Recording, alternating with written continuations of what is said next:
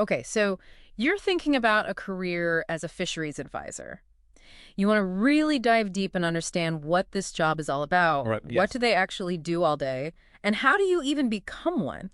Well, we've got a stack of insights from RoleCatcher here. It's a career platform that's like having a personal guide for navigating the job market. Yeah. What's so fascinating about fisheries advising is that it's not just a love for the ocean. It's about being at that intersection of science. Mm. You've got policy, economics, even a bit of international diplomacy. Wow. You're really working to try and balance the health of our oceans with the needs of all the people who depend on them. That's quite the balancing act. So let's break this down a bit. RoleCatcher uses this phrase, consultancy on fish stocks and their habitats. I mean, to me, that sounds about as clear as mud. Right. What does that actually mean in the real world? Think of it like this. Yeah. A fisheries advisor is someone who provides expert advice on anything and everything related to managing fish populations Mm-hmm. and keeping their habitats healthy. One day you might be advising a fishing company on how to modernize their practices Right. to be more sustainable. The next, you could be working with a government agency to set those all-important fishing quotas. Right. Those quotas are essentially limits on how much fish can be caught. It's all designed to prevent overfishing and protect those fish populations in the long term. Exactly. So it's all about finding that balance. It is. And you're not just stuck in an office crunching numbers all day. You could find yourself out on a research vessel collecting data, or even trekking through a mangrove forest, assessing the health of a fish nursery. Okay, now that does sound way more exciting than your average desk job. It definitely is. But RoleCatcher also mentions that this job isn't all sunshine and swimming with dolphins. It can be pretty demanding, right? Absolutely. The guide mentions that this job can be physically demanding, requiring long hours, sometimes in really challenging conditions. Well, wow. Like imagine being on a research vessel in the middle of a storm, or dealing with the occasional rogue wave. I can imagine. So maybe pack some extra strength motion sickness pills if you're prone to seasickness. And it's not just the physical demands either. RoleCatcher points out that because you're often dealing with so many different interests, conservationists, fishing communities, policymakers, this role really requires a certain level of diplomacy and people skills. It's not just dealing with data, you're dealing with people's livelihoods. You got it. And that's where those communication and interpersonal skills become absolutely crucial. You might be presenting complex data to policymakers one day, Right. and then the next you're explaining regulations to fishermen. Right. That ability to connect with such different audiences is essential. Yeah, it's like they say in show business, know your audience. Right. But in this case, it's less about the applause and more about ensuring the long-term health of our oceans. Okay, so let's say someone is still on board. They're hooked on this career path. What does the path to becoming a fisheries advisor actually look like? Well, unsurprisingly, a strong foundation in marine biology. Fisheries science, or a related field, is crucial.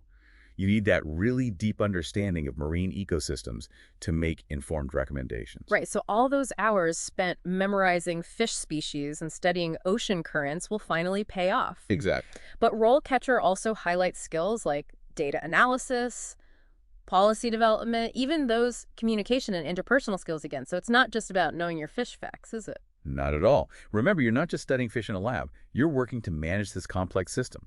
With ecological, economic, and social dimensions, Right. you need to be able to analyze that data, Yeah. develop evidence-based policies, Yeah. and again, communicate effectively with this diverse group of stakeholders. So it's not enough to just be a marine biology whiz. You need to be this well-rounded individual Yes. with this unique blend of scientific expertise and people skills. It's about bridging that gap between science and society. Precisely. And that's where things get really interesting. Let's say you've aced all your biology exams. You can identify every fish species in the Pacific Ocean. Right. But can you effectively communicate the importance of sustainable fishing practices to a room full of skeptical fishermen? That's a good question. That's the real challenge. It's about making science make sense, not just to other scientists, but to the people whose lives are directly affected by it. Yeah, And I imagine that's not always easy, not always. but that's what makes this career so important, right? You're not just studying the problem, you're a part of the solution. Exactly. And that's something that comes across very clearly in RoleCatcher's guide. They emphasize the immense job satisfaction that comes from knowing you're making a real difference in the world. Okay, I'm sold on the impact aspect. Yeah. But what about the actual day-to-day work? What does a typical day in the life of a fisheries advisor actually look like? Well, that's the thing. There really isn't a typical day, and that's what a lot of people find so exciting about this field. Yeah, variety is the spice of life. Or in this case, the spice of the ocean. Exactly. One day, you might be out on that research vessel, braving the elements to collect data on fish populations. The next, you could be back in the office, analyzing that data, and using it to develop those sustainable fishing plans. So there's definitely a fieldwork component, which we've established might involve a few rogue waves. Right. But what about the office work? What does that entail? That's where all your analytical and communication skills come in. You might be writing reports, developing presentations, or even presenting your findings at international conferences. International conferences. That does sound pretty glamorous. Imagine yourself presenting your research at one of these international conferences, contributing to policies that shape the future of our oceans. That's the kind of impact you can have. But we should probably come up for air for a moment and take a quick break. We'll be back in a moment to explore more of this career path with the help of RoleCatcher's insights. Don't go anywhere. Welcome back. Okay, before the break, we were painting this picture of a day in the life of a fisheries advisor. And it sounds like there's never a dull moment. One minute you're battling a rogue wave, the next you're presenting at a conference. Yeah, variety is definitely a big part of the job's appeal. And it's not just about the different settings, it's also about the range of tasks and responsibilities you might have. So it's not just about the fish, it's about that whole ecosystem, Right. and of course all the people who depend on it. Speaking of which, RoleCatcher mentions that job opportunities might be concentrated in certain areas. Right. That makes sense when you think about it. Yeah. You're more likely to find fisheries advisor positions in coastal regions or areas that have active fishing industries. Right, so not a lot of openings for fisheries advisors in, say, the middle of the desert. Probably not. But hey, coastal living does have its perks. Imagine waking up to the sound of the ocean every morning. That's salty air. Absolutely. I think for a lot of aspiring fisheries advisors, the chance to live and work near the ocean is a huge draw. For sure. But it's not just about enjoying the view. Living in these communities allows you to actually connect with the people your work directly impacts. The fishermen, the coastal communities, the people whose livelihoods really depend on having healthy oceans. Yeah. You're not just managing fish populations, you're managing relationships, building that trust, working together to find those solutions that benefit both people and the planet. Precisely. And that brings us back to the importance of those soft skills we talked about earlier. That communication, diplomacy, empathy. Those qualities are essential for navigating the often complex world of fisheries management. It's like being a diplomat. But instead of negotiating treaties, you're negotiating fishing quotas and habitat restoration plans. Exactly. Now, I'm curious about something RoleCatcher mentions here, alternative job titles.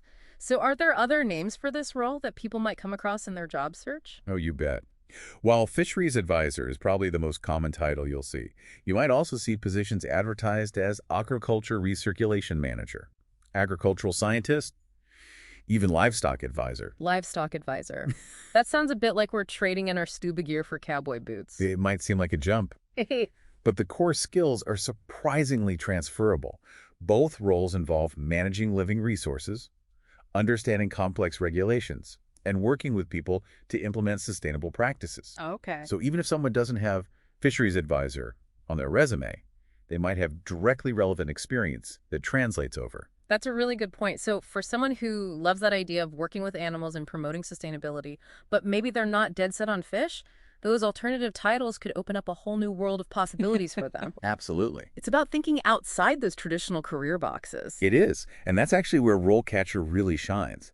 Their platform encourages you to explore a range of career paths, highlighting those transferable skills that can be applied across different fields. It's like they're saying, hey, don't limit yourself. Now, let's talk about landing the job. RoleCatcher provides some seriously impressive interview prep resources here. We're talking a massive database of practice questions and even AI-powered feedback on your interview performance. It's like having a personal interview coach right in your pocket. Wow. And their AI goes beyond just telling you what you said well. It can actually analyze your tone, your body language, even your facial expressions to help you come across as more confident and engaging. Okay, so imagine this. You're prepping for this big fisheries advisor interview, and that dreaded question pops up. Tell me about yourself. What kind of insights would RoleCatcher's AI offer on how to nail that answer? So for that question, the AI would be listening for how well you're connecting your skills and experience to the specific requirements of that role.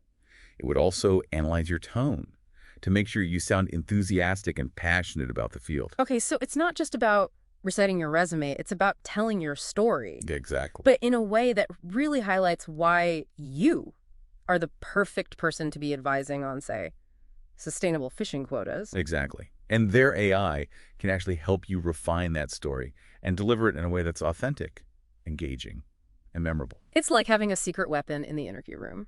Now, I know we've talked a lot about the practical side of things, the skills, the job hunt, the AI-powered interview prep, Right. but let's circle back to the heart of it all, the passion. Because let's face it, you're not going to survive those rogue waves and late-night data analysis sessions without a healthy dose of passion. Absolutely. Passion is what fuels you when the going gets tough. And trust me, in this line of work, it will get tough. You're dealing with complex challenges, competing interests, and the ever-present pressure of protecting our oceans for future generations. So what does passion look like in the world of fisheries? Is it spending your weekends volunteering at a marine sanctuary? Yeah. Is it staying up late reading the latest research papers on ocean acidification? It can be all of those things and more. Passion is about that fire in your belly that drives you to learn more, do more, be more. For the sake of our oceans, it's about that unshakable belief that we can find solutions to these challenges facing our oceans. It's about seeing those challenges not as obstacles, but as opportunities to make a real difference. Exactly. And that brings us right back to RoleCatcher's emphasis on the job satisfaction. That comes with being a fisheries advisor. It's not just a job, it's a calling. It is. But let's pause here for a moment and catch our breath. We'll be back in a jiffy to explore how RoleCatcher can help you turn that passion into a fulfilling and impactful career. And we're back. We were just talking about that passion, that real drive that fuels a career in fisheries advising. But let's get down to the how-to stuff. What are some concrete steps someone could take, like today, to turn that passion into action? Well, RoleCatcher actually provides this really handy roadmap in their guide. Okay. They call it Getting Started. Key Fundamentals Explored. I love it. It's like they're saying, enough dreaming, let's get you in the game. Exactly. So what's step one on this roadmap to becoming a guardian of the deep? So they really emphasize getting that hands-on experience early on, and they recommend seeking out internships or volunteer positions with organizations that are already doing fisheries work, like government agencies, research institutions, NGOs. Right. It's all about diving in head first, getting your hands dirty, so to speak. Right. But with maybe less fish guts and more data entry. Well, there might be a little fish getting involved depending on the internship. But yeah, the point is, those experiences allow you to actually apply what you're learning in the real world and start building that network in the field. Yeah. And speaking of networks, you know what they say. It's not always what you know, but who you know, or who knows you and your undying devotion to sustainable seafood. Exactly. And those firsthand experiences, they can even help you narrow down what you want to focus on. Within this huge world of fisheries, you might discover this passion for aquaculture, or find yourself drawn to the complexities of habitat restoration. So don't be afraid to just explore, right? Exactly. Try different things, see what really sparks your interest, and follow that curiosity. Yeah. Now, let's say you've put in the work, you've got some solid experience, you're practically swimming in contacts at this point. What's next on RoleCatcher's roadmap? So they highlight the importance of continuous learning, because this field is constantly evolving. Staying ahead of the curve is crucial. Right, it makes sense. The ocean is always changing, and so are the challenges facing it. So it's not enough to just post along on what you learned in school. Exactly. Whether it's pursuing advanced degrees or earning certifications, committing to that ongoing education really demonstrates that you're serious about this field and dedicated to staying at the forefront of fisheries management. And speaking of certifications, RoleCatcher actually dives into those as well. They mention the Marine Stewardship Council's Chain of Custody certification and the Global Aquaculture Alliance's Best Aquaculture Practices certification. Now, I'm not a fisheries expert by any means, but those sound pretty official. They are. Those certifications really hold a lot of weight in the industry.